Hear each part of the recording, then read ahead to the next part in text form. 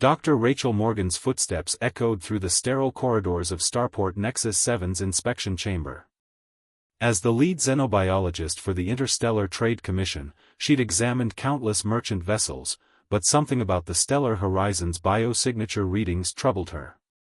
"This way, Dr. Morgan," said Captain Viktor Petrov, his weathered face betraying nothing as he led her through the massive cargo ship.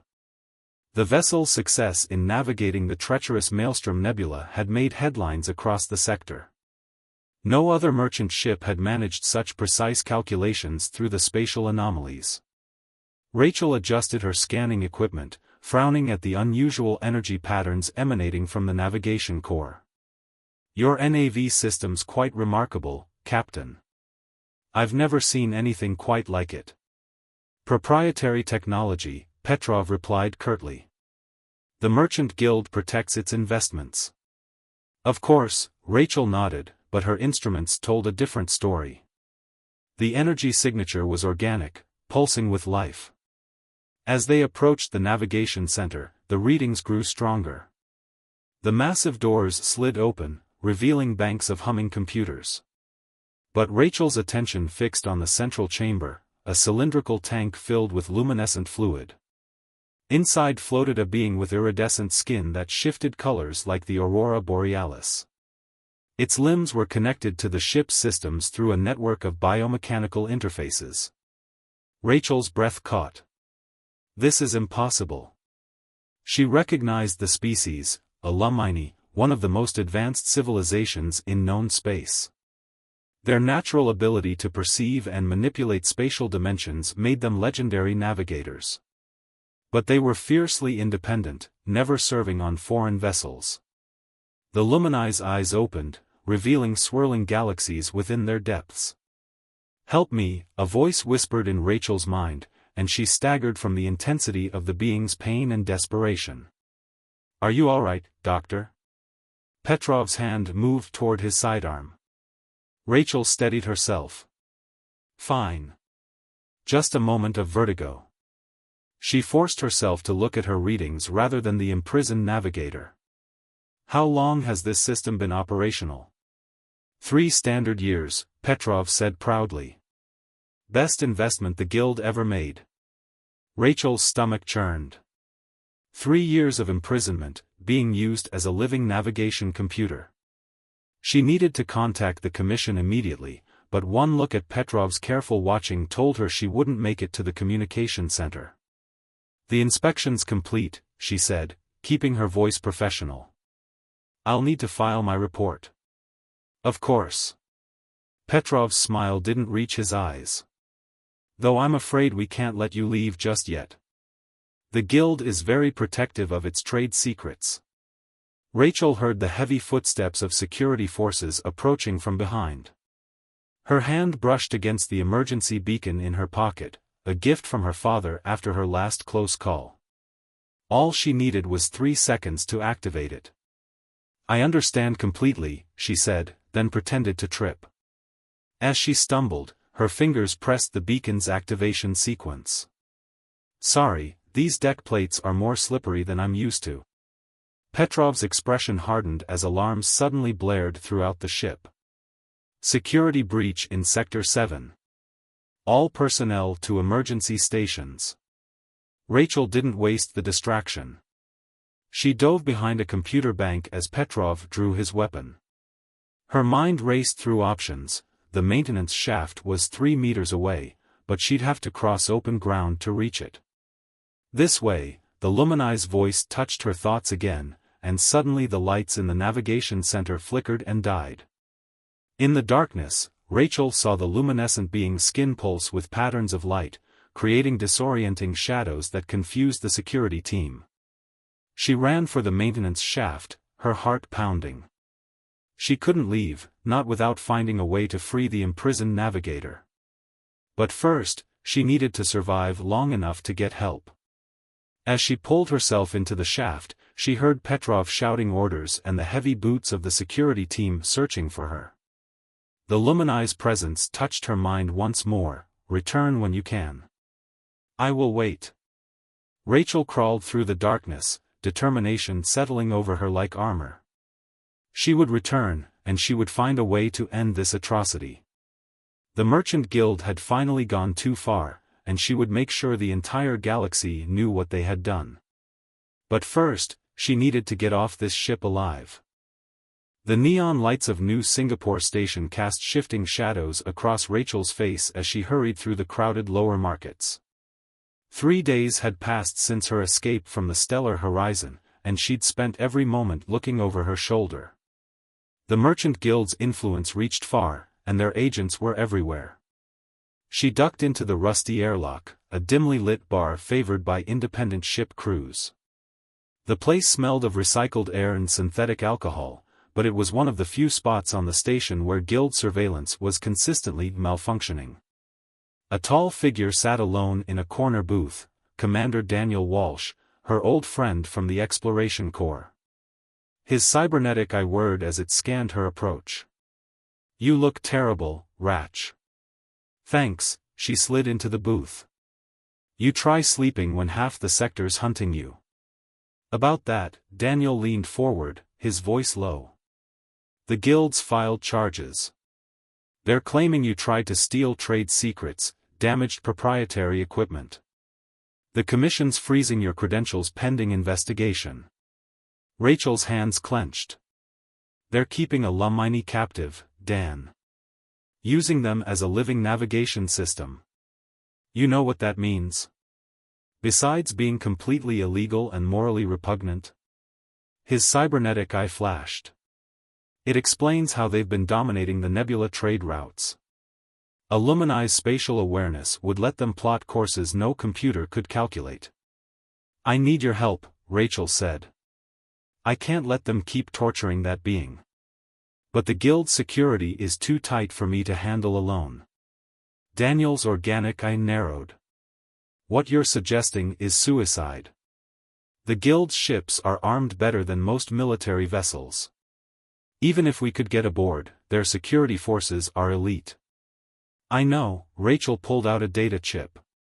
"That's why I've spent 3 days gathering intel. The stellar horizon makes regular stops here for maintenance. During the last port call, I managed to slice their scheduling system." She projected a holographic layout of the ship. "They're due back in 4 days. Standard procedure is to power down the navigation system for maintenance checks. That's our window." "Our window to what? Get shot?"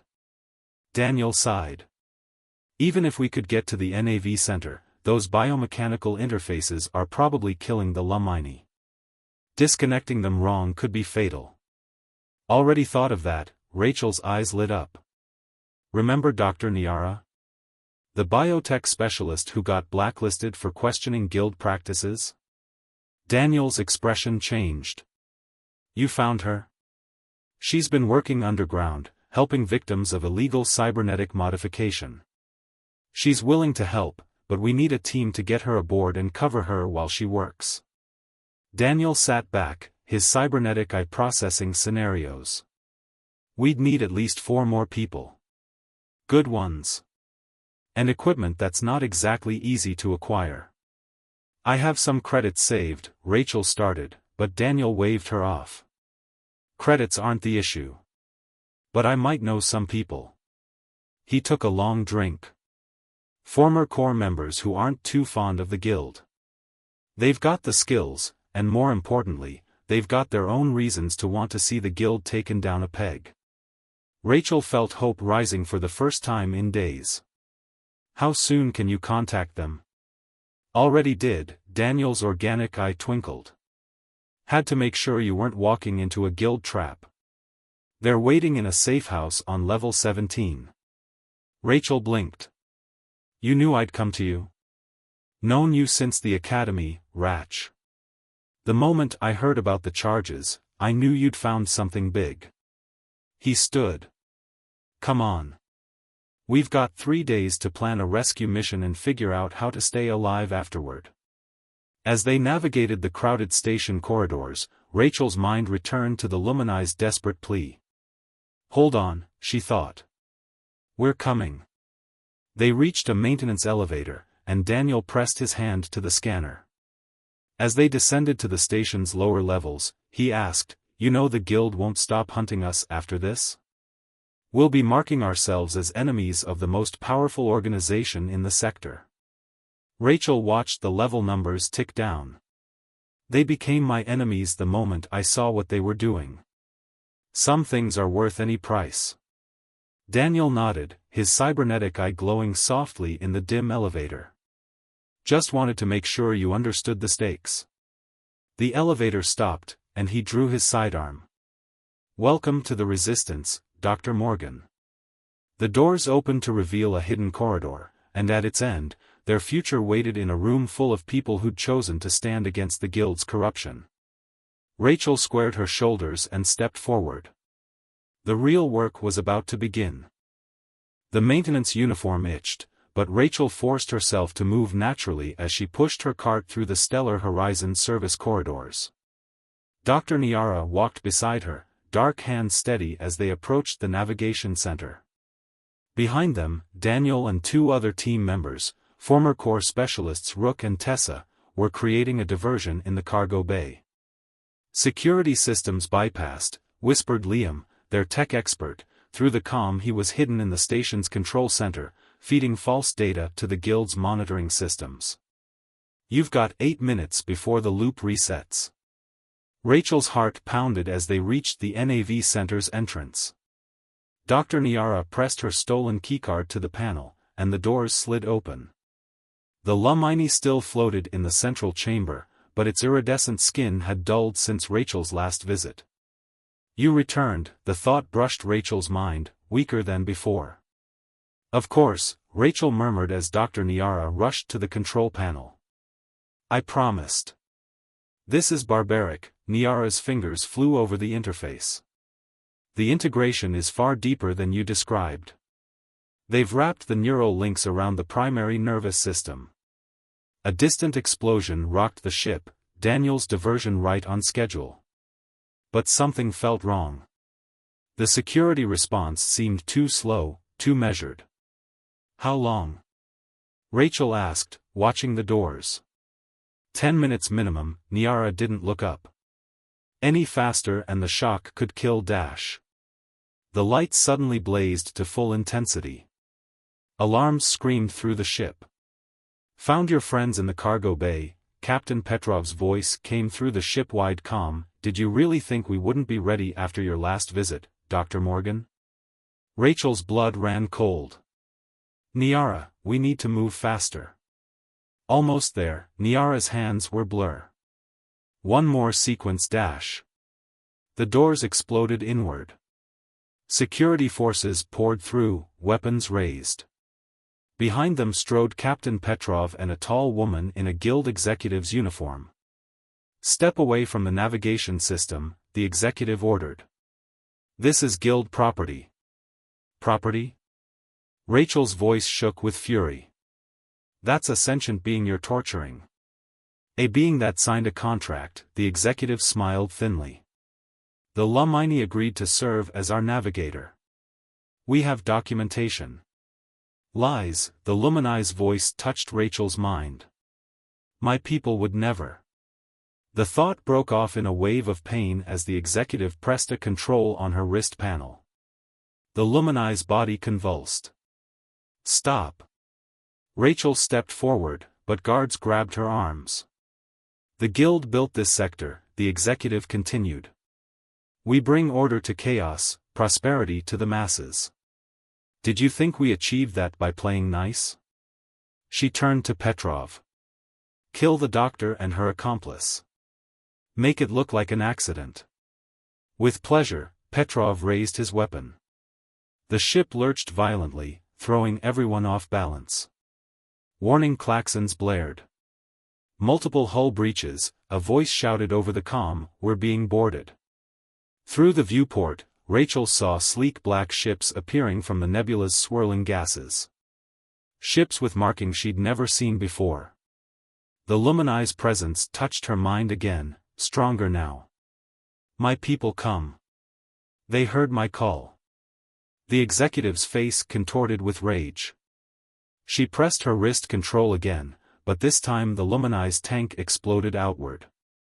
The being rose from the shattered container, biomechanical cables still trailing from its luminescent form. Its skin pulsed with patterns of light that sent the guards staggering back, clutching their heads. Rachel felt Niara pulling her toward the maintenance shaft. "The neural links," she gasped. "They'll kill Dash." No, Niara's eyes were wide with wonder. "Look." The cables were dissolving, absorbed into the luminized body. Its form grew brighter, forcing Rachel to shield her eyes. When she looked again, the being had changed, becoming more crystalline, more alien. 3 years, its voice resonated in everyone's minds. 3 years I gathered evidence of your crimes while pretending to be broken. 3 years I called to my people through the very networks you used to enslave me. The executive backed away. "This is impossible. The dampeners Dash cannot contain what they do not understand." The luminized form pulsed with power. "Your corruption ends now." The ship shuddered as more vessels emerged from the nebula. Rachel felt a hand on her shoulder. "Daniel, somehow free and alive." "The Guild's escort ships are standing down," he reported. "And you'll never guess who's leading the boarding parties." He grinned. "Seems like we're not the only ones who've been building a resistance." Rachel watched as the Lumini turned its cosmic gaze to her. "You kept your promise," it said. "Now let me keep mine. The galaxy will know the truth about the Guild." Through the viewport, Rachel saw more ships emerging from the nebula's swirling depths. The real battle was just beginning, but for the first time, she felt certain they would win. The command center of the Lumini vessel Starweaver hummed with crystalline energy. Rachel stood beside the transformed navigator, who had finally revealed their name as Verix, watching holographic displays of Guild ships retreating from the nebula. 37 similar cases documented, Daniel reported, his cybernetic eye processing the data streams. The Guild's been capturing spatial-sensitive species across 3 sectors, not just Lumini. 42, Verix corrected, their crystalline form shifting colors. "We found more facilities during our infiltration. The Guild's operation extends further than even we suspected." Rachel studied the star charts, noting the pattern of Guild strongholds. They're all positioned along major trade routes. They've been building a network of enslaved navigators to control shipping across the entire sector. The ship's crystal walls pulsed with soft light as more Lumini vessels reported in. Their fleet had grown to over 30 ships, each crewed by a mix of Lumini and other species who'd joined their cause. "The Guild won't take this lying down," Tessa pointed out, cleaning her weapon nearby. "They've got military contracts, political connections. They'll try to paint us as pirates or terrorists." "Let them try." Dr. Niara emerged from her makeshift medical bay. "I've documented everything: neural scarring patterns, forced implementation protocols, genetic manipulation attempts. No civilized system will stand with them once this evidence reaches the Galactic Council." "Assuming it reaches them," Daniel cautioned. "The Guild's got people everywhere. They'll try to intercept any transmission." Verix's form sparkled with what Rachel had come to recognize as amusement. "They cannot block what they cannot detect. My people have ways of communicating that the Guild's technology cannot comprehend, let alone prevent." A new alert flashed across the displays. Rachel leaned forward, studying the data. Multiple ships dropping out of hyperspace. Guild signatures. Their rapid response fleet, Daniel's cybernetic eye word. Heavy cruisers, weapon platforms. "They're not here to negotiate." "No," Verix agreed. "They're here to bury their secrets." Their crystalline form pulsed with complex patterns. "All ships, battle formation Delta. Protect the medical vessels."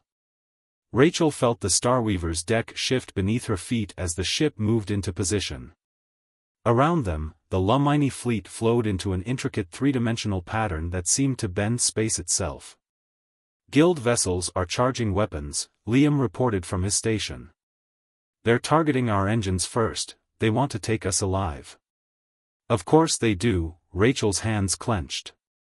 We're all evidence of their crimes now. Speaking of evidence, Dr. Niara looked up from her console. The data package is ready for transmission. But we'll need to get closer to the sector's main comm relay for a clear signal. Through that? Tessa gestured at the approaching Guild fleet. Through that, Varix confirmed. Their form shifted, becoming more angular, more focused. Rachel, your understanding of Guild tactics may be crucial here. Will you help coordinate our response? Rachel straightened, meeting the cosmic depths of Varix's gaze. Tell me what you need. The Guild expects us to run. Varix's thoughts carried hints of fierce joy. They do not understand that we've been planning this battle for years. Each ship in this fleet is crewed by someone who has suffered under their rule. Today, we show them the cost of their crimes. The first Guild shots lanced through space, splashing against shields that rippled like aurora borealis. The Lumini fleet began to move, their formations creating patterns that seemed to twist reality itself. Multiple Guild ships reporting navigation system failures, Liam called out. Whatever we're doing to local space, their computers can't handle it. The very talents they sought to enslave, Varix observed, now turned against them. Prepare for synchronized jump on my mark. Rachel watched as the Guild fleet's perfect formation began to fragment, their ships struggling against spatial distortions they couldn't even detect. But something about their deployment nagged at her. Wait, she studied the tactical display. This is wrong. The Guild never commits their entire rapid response fleet to one battle. Her eyes widened. Unless they're desperate to stop us from reaching something, Daniel finished. Or someone. A new signal caught Rachel's attention, a transmission, heavily encrypted but bearing traces of Lumini communication patterns. She directed it to Varix, who grew absolutely still. More survivors, Varix's thoughts carried shock and rage. Held in a hidden facility near the comm relay. The Guild meant to use them as bargaining chips. Then we'll save them too, Rachel said firmly. She turned to the others. New plan. They think we're trying to reach the relay to transmit evidence. Let's let them keep thinking that while we get our people out. Varix's form blazed with approval.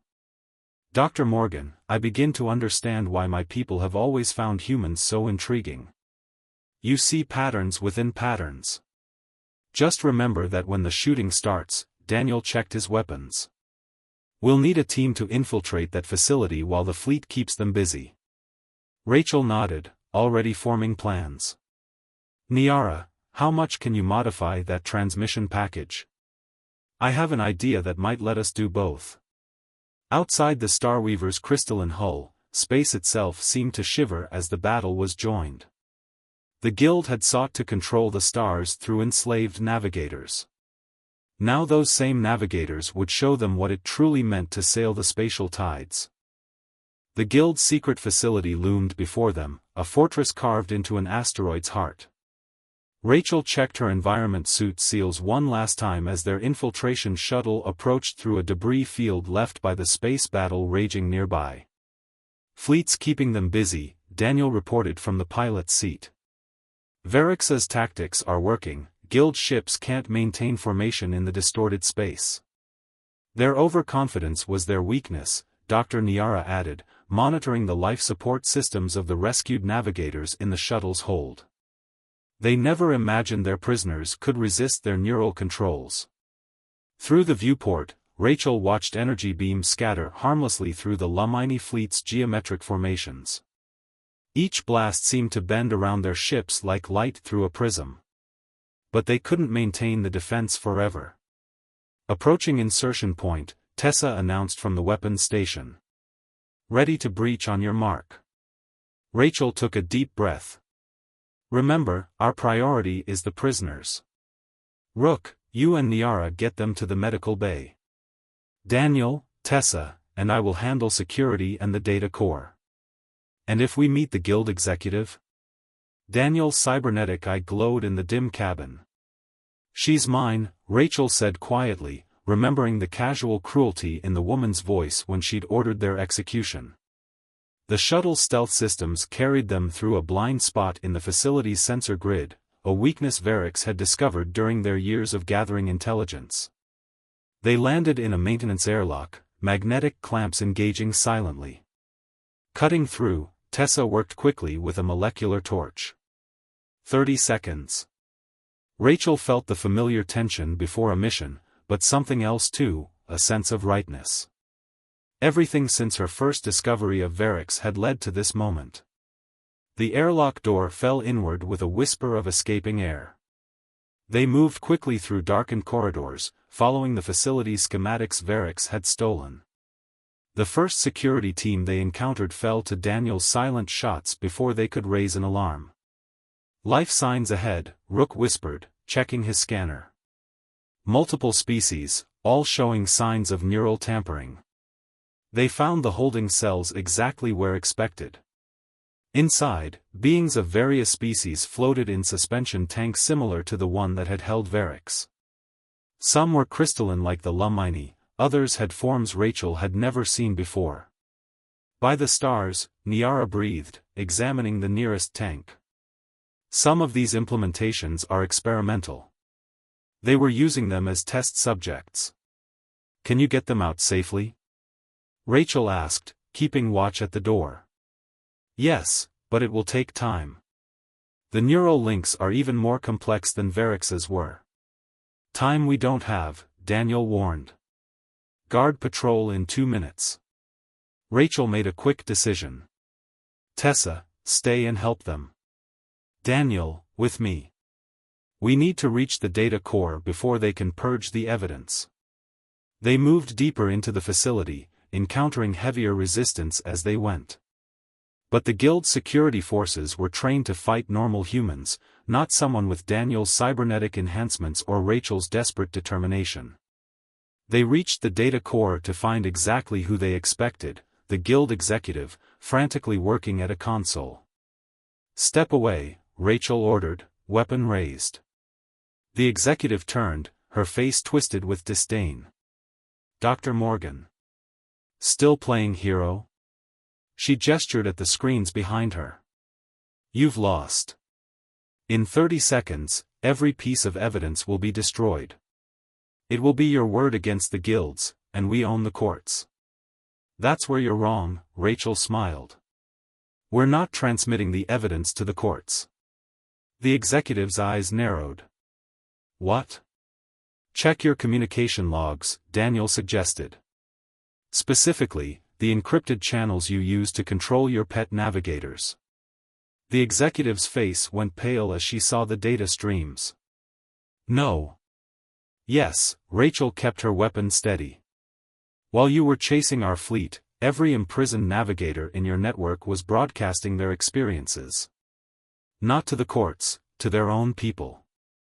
Right now, dozens of species are learning what you did to their citizens. And they're angry. Alarms blared through the facility. On the screens, they could see new ships appearing, not guild vessels, but ships of every major spacefaring race in the sector. Looks like the Galactic Council finally agreed on something, Daniel observed. Amazing what a little shared outrage can do. The executive lunged for a hidden panel, but Rachel was faster. One stun blast, and it was over. As they secured the facility and freed the prisoners, Rachel received a transmission from Varix. The Lumini's thoughts carried a depth of satisfaction she'd never felt before. It is done.